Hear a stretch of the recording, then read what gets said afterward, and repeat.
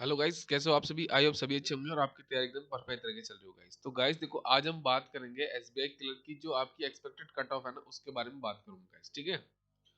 तो देखो गाइस, इसमें क्या है कि आपके क्या अटेम्प्ट थे, जो शिफ्ट 1 और 2 का जो आपका एग्जाम हुआ था ना, उस पर हम बात करेंगे गाइस, ठीक है। गुड अटेम्प्ट है, ये जितना भी डाटा है वो स्टूडेंट्स का है और पोल मैंने जो कंडक्ट किया था उस पर बेस्ड है, और मेरा जो एग्जाम का अटेम्प्ट से उसके बारे में हम सारा कुछ डिस्कशन कर चुके हैं already. Self given exam analysis मैं आपको ऑलरेडी दे देता हूँ, बट फिर भी बार बार बच्चों का मैसेज आ रहा है कि सर मुझे एक्सपेक्टेड कट ऑफ बता दो, तो उसके बारे में बात करूंगा। देखो देखो बात करें हम फर्स्ट अटेम्प्ट की, मतलब फर्स्ट शिफ्ट की अगर मैं बात करूं, तो 15 जनवरी को हमारा एग्जाम था। तो अब ये मैं डाटा क्यों लेके आया हूँ, क्योंकि जो आपका एसबीआई पीओ है ना, वो 2000 मतलब ये 2023 में अगर आपका देखे तो वो कितनी तारीख को है, वो 30 तारीख को आपका एग्जाम है, तो आपके पास 10 दिन बचे। तो ये सारा डिस्कशन उसी के ऊपर बेस्ड करूंगा गाइस, ठीक है। तो शिफ्ट 1 की अगर मैं बात करूं, गुड अटेम्प्ट्स की बात करूं, डिफिकल्टी लेवल की बात करूं, देखो तो जनरल इंग्लिश की बात करें तो 40 में से कितने अटेम्प्ट हो रहे थे आपके, वो हो रहे हैं 22 से लेके 25 तक। ये शिफ्ट 1 है और यही मेरा एग्जाम था उस टाइम। तो देखो गाइज, अब इसमें क्या है, इजी टू मॉडरेट आपका लेवल आया था, क्योंकि देखो इंग्लिश की वजह से ही थोड़े से अटेम्प्ट बढ़ रहे थे गाइस, ठीक है। और जो आपकी क्वांट आई थी ना, वो थोड़ी सी इसमें क्या आई थी, मॉडरेट लेवल की आई थी, मतलब इसमें अटेम्प्ट हो रहे थे। बट जो आपका रीजनिंग का है और जो आपका जीए आया था इसके अंदर, वो आया था डिफिकल्ट टू, मतलब मॉडरेट डिफिकल्ट इसका लेवल आया था। तो जो रीजनिंग के अटेम्प्ट हो रहे थे वो 20 से लेके 23 तक अटेम्प्ट हो रहे हैं, और जो जीए का है वो 18 से लेके 20 तक अटेम्प्ट है। मतलब ये 6 6 7 7 8 8 महीने का जीए भी पूछने की ट्राई कर रहा है उसमें, और वो स्टेटमेंट बेस्ड आपका वो क्वेश्चन अटेम्प्ट करने की ट्राई कर रहा है guys। तो आप मान सकते हो जो एसबीआई पीओ वाले बच्चे हैं, वो डीपली अगर पढ़ोगे तभी आपका जीए में अटेम्प्ट हो पाएंगे ढंग से, अदरवाइज नहीं हो पाएंगे, मैं पहले आपको बता दूं, ठीक है। तो इसका जो लेवल आया था वो मॉडरेट टू डिफिकल्ट लेवल आया था। अगर ओवरऑल अगर मैं 190 में से बात करूं तो अटेम्प्ट कितने हो रहे हैं, 80 से लेके 90 तक अटेम्प्ट हो रहे हैं, और ये आपके मॉडरेट टू डिफिकल्ट इसका लेवल था गाइस। तो इस चीज का आपको ध्यान रखना है कि मेरे अटेम्प्ट अगर है 80 से लेके 90 के बीच में और मेरी एक्यूरेसी अगर बढ़िया है, तो मैं आपके जो चांसेस है सिलेक्शन के वो डेफिनेटली है गाइस। उसके बाद बात करूं मैं शिफ्ट 2 की, तो शिफ्ट 2 में जो आपके इंग्लिश में अटेम्प्ट हो रहे हैं वही 25 से लेके 27 तक, और इसका अटेम्प्ट था आपका इजी टू मॉडरेट।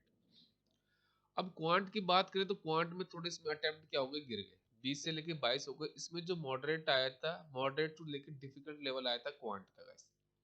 अब रीजनिंग की बात करें तो रीजनिंग में थोड़े से अटेम्प्ट बढ़ गए, 2 3 क्वेश्चन उसमें जो लेवल आया था वो आपका मॉडरेट लेवल का आया था आपका अटेम्प्ट। उसके बाद करूँ मैं जीए की, तो जीए में जो आपका ओवरऑल जो 50 में से अटेम्प्ट जो हो रहे हैं वो 18 से लेके 22 तक अटेम्प्ट हो रहे हैं, और जो इसका लेवल था वो आया था मॉडरेट टू डिफिकल्ट। तो अब इसके अंदर क्या आया था क्वांट का, और जो आपका जीए का जो आया था लेवल वो आया था आपका मॉडरेट टू डिफिकल्ट। अगर ओवरऑल बात करूँ ना, तो इसमें अटेम्प्ट थोड़े से बढ़ गए थे, ये 90 से लेके 95 के बीच में आपके पहुंच गए। इसका जो लेवल आया था ओवरऑल बात करें मॉडरेट टू डिफिकल्ट आया था। अब देखो ये तो दोनों शिफ्ट का था, तो अब इसमें क्या आपको पता है कि नंबर ऑफ वैकेंसी भी डिपेंड करेगी और आपकी स्टेट भी डिपेंड करेगी, और क्योंकि इसमें नॉर्मलाइजेशन तो होना ही है, तो ये भी आपका इसके अंदर होने वाला है। अब बात करूं मैं एक्सपेक्टेड कट ऑफ की, तो जो भी आपके अटेम्प्ट है, ठीक है, उसमें अगर आपकी एक्यूरेसी परफेक्ट है, मैं तो आपको बता दूं तो आपके चांसेस क्या सिलेक्शन है, इसमें क्या करना, +- 2 कर लेना गाइस, ठीक है। देखो महाराष्ट्र की बात करूं तो 82 के आसपास जाएगी, +- 2 कर लेना।